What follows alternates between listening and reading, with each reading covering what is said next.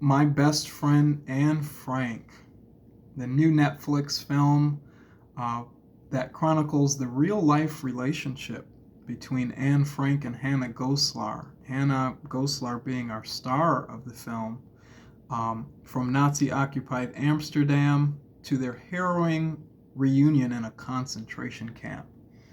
So Hannah and Anne are, school age, early teens, maybe 13 or 14 years old, school age friends. And, the Nazis have come to town. They're still able to live, towards the beginning of the film, some semblance of a normal teenage life. They have crushes on boys. That's their main priority. Running around town, going to the cinema, wearing makeup, all of the things that go into, young adulthood. Um, what's different is that when they go to the cinema, they have to sneak past signs that say no Jews. The films that are being shown are propaganda films, about the Third Reich. And they're finding normalcy, in the most extreme situation, the most abnormal situation. And their parents are trying, their very, very best to keep things normal and to always downplay the Nazi occupation. Um, Hannah is a really loving young lady. She's got so many responsibilities, from her younger sister to her pregnant mother to even her father, who is trying to be confident and trying to display manhood in a society that has really stripped a lot of Jews of their pride and of their independence. And, to still, Hannah has to still go along and still, maintain these relationships as if this horrific event is not going on around them.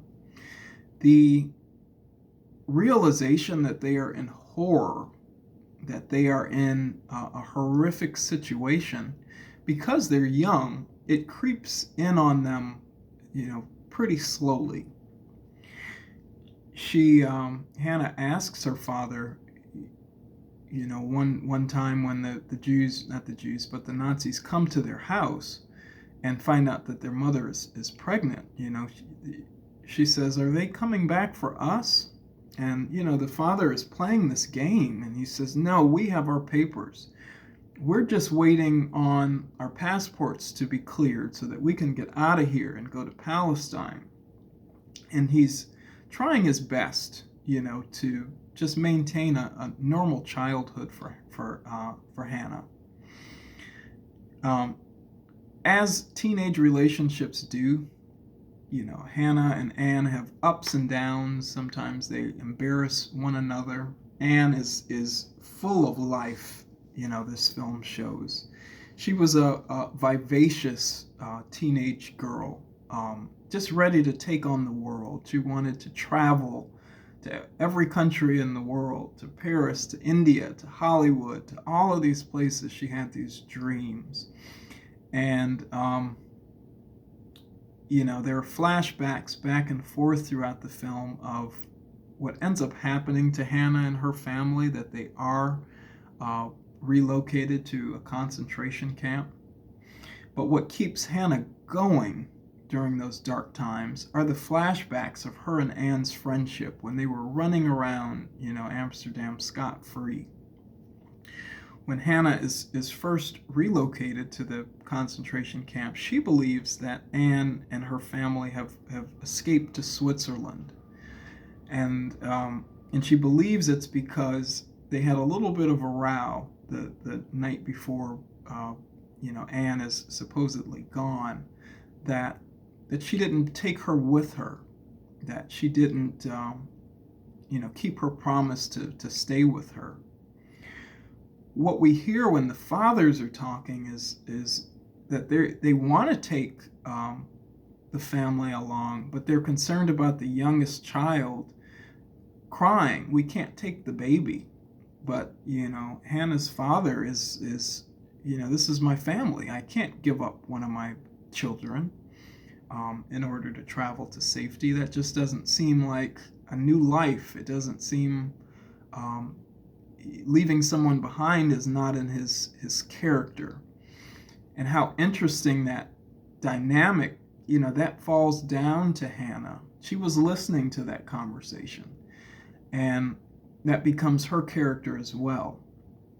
When she's relocated to the camp and finds out, she's asking about Anne, and when she finds out that Anne has been caught and is also in a concentration camp, she's asking, is Anne there at another camp that's on another side of the wall?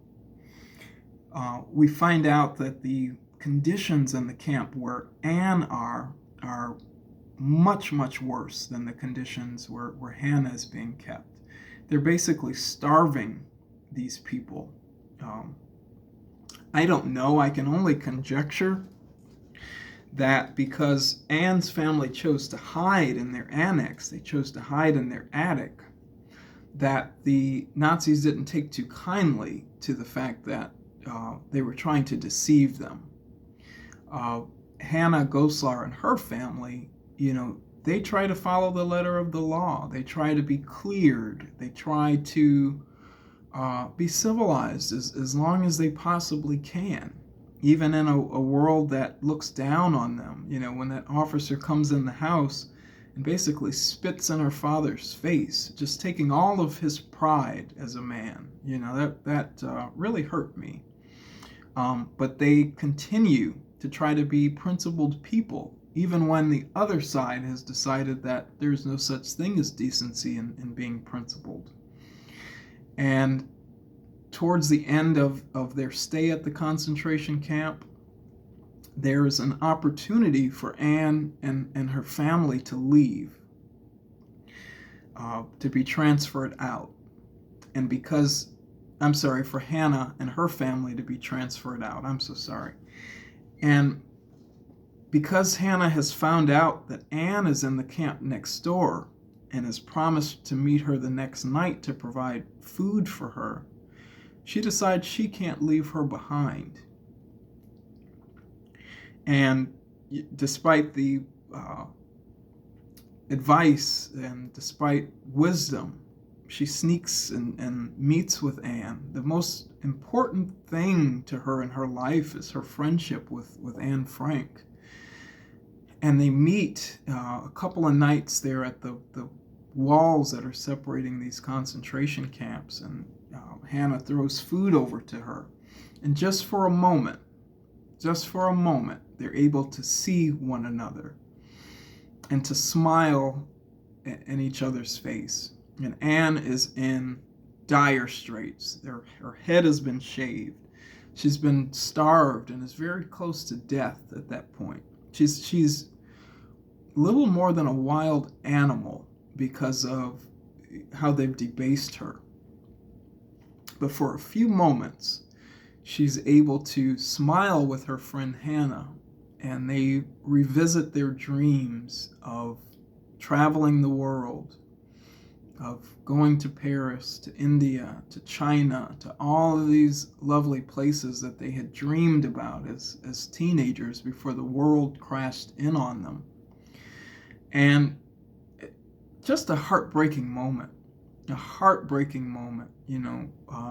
redemption and heartbreak all in the same moment. To be able to see your friend again has got to be thrilling, has got to be a beautiful thing. But then we find out just days later, a few days later, Anne Frank died of starvation in the camp. I never knew, how Anne Frank actually died, that she was, starved to death in a concentration camp. I read the story, when I was a lot younger, and it, just such a traumatic story that you block certain things out. But it's such a sad ending to such a beautiful life. Anne was known for her beautiful, long, luscious hair. And, the Nazis had shaved it all off and just kind of really denigrated her as a person. And even close to death, even in starvation, she's self-conscious about the way that her hair looks. But Hannah says, you look beautiful. You look great. Their friendship. And getting emotional just talking about it. But, Hannah says that her ultimate revenge from the Nazis was to go on to Palestine to become a nurse, to have children, and have 23 grandchildren, and so many great-grandchildren. And she was able to travel the world, and she was able to, and her children were able to travel the world, and she was able to fulfill their dreams. And it was really touching. It really was. It's not, there's some gruesome aspects of the film. There's a little bit of violence, and you see people really, really in horrible conditions, and you see the evil, the capability of people. But it's a film. It was a great film from Hannah's perspective. Lighthearted in a lot of places. You see the optimism of a child. You see the spirit that is necessary to keep going sometimes. And that was beautiful to see. But if you have not watched My Best Friend Anne Frank, I definitely recommend it. It's not going to make you sob the way that that I am here in the review, but it's important and it's poignant, and I really, really enjoyed it. So please give it a watch. Come back here. Let's talk about it. I found myself researching, just how difficult was it to escape from Nazi Germany, to escape from Nazi-occupied Amsterdam. How many people escaped from concentration camps, but finally at the end they are liberated, and it was a bittersweet moment after losing her father and her best friend in the world, Anne. But watch it. Come back, let's talk about it. It's a beautiful film. As always, give this video a like if you will. Comment your thoughts below, and please consider subscribing for more movie and TV related content. And until next time, guys, thanks for watching. Cheers.